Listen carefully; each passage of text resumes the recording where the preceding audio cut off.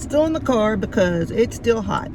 This week's episode, we're going to talk a little bit about Jethro, Moses' father-in-law.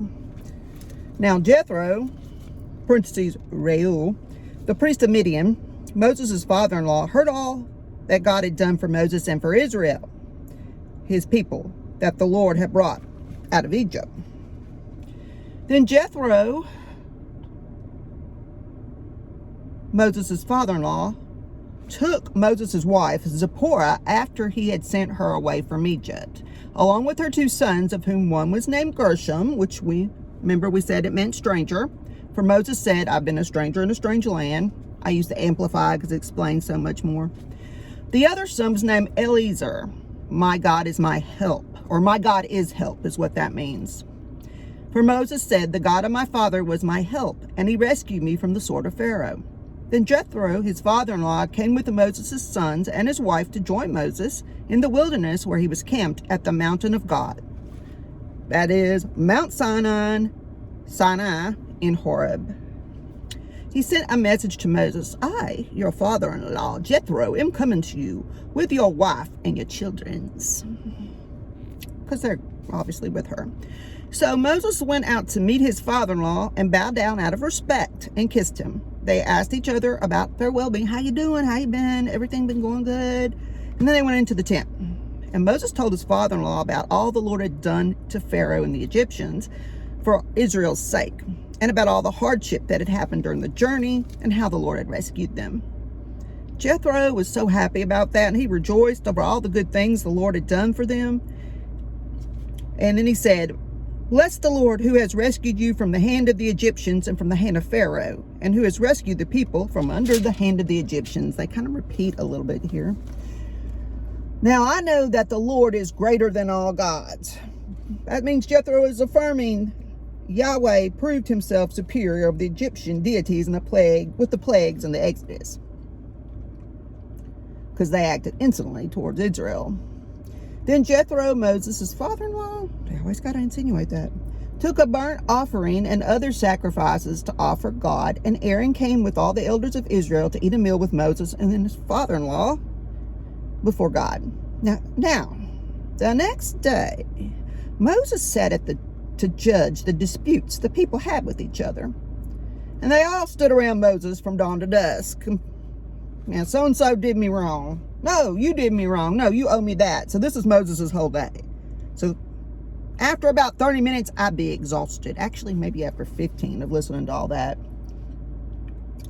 When Moses' father-in-law saw everything he was doing for the people, he said, what is this that you're doing for these people?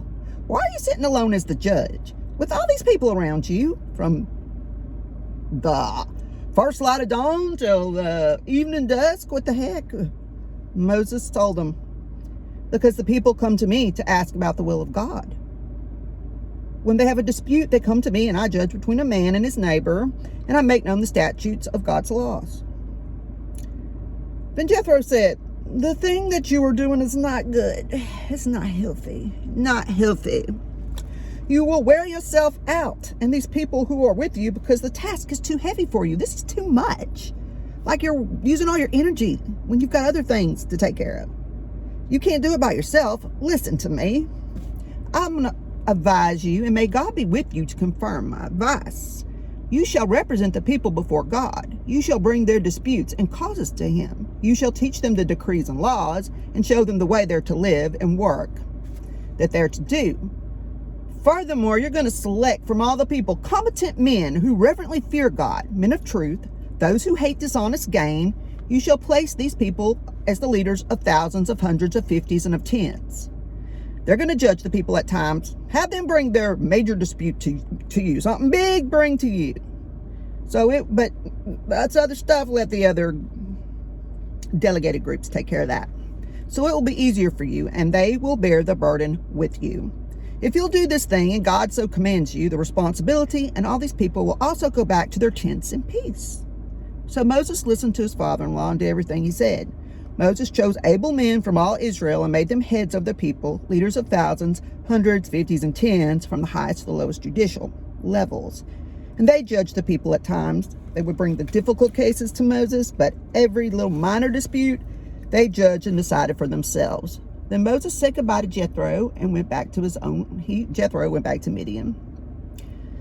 So it took someone from the outside who hadn't been with the group, his father-in-law, to come in and see, whoa, dude, you are like taking too much of your time and energy over the small stuff. Let other people take care of this and you focus on the big things. And sometimes it takes somebody who hasn't been watching the whole time to see the obvious. Because Moses probably wasn't seeing it because forest for the trees, you know. And there's a little side note. Instead of speaking directly to Moses to tell him what he might need to do about these people, God used Jethro. Jethro's willingness to speak to Moses, Moses' willingness to listen, reflects beautifully on the spiritual and emotional maturity of both men and the value of such a relationship. In other words, Moses didn't take this as an insult. Moses was like, okay, I get this.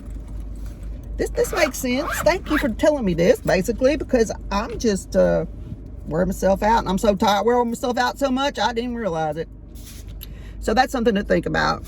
We need to sometimes take the advice of others because maybe they have a different perspective, especially if they come from the outside in and looking. That's pretty important. And to not take offense because it's not necessarily a personal insult. So constructive criticism is always great. Now it's Sunday. It's the Lord's Day. And it's sunny right now. It's not raining. It is actually a sunny day. So y'all be blessed. Peace out.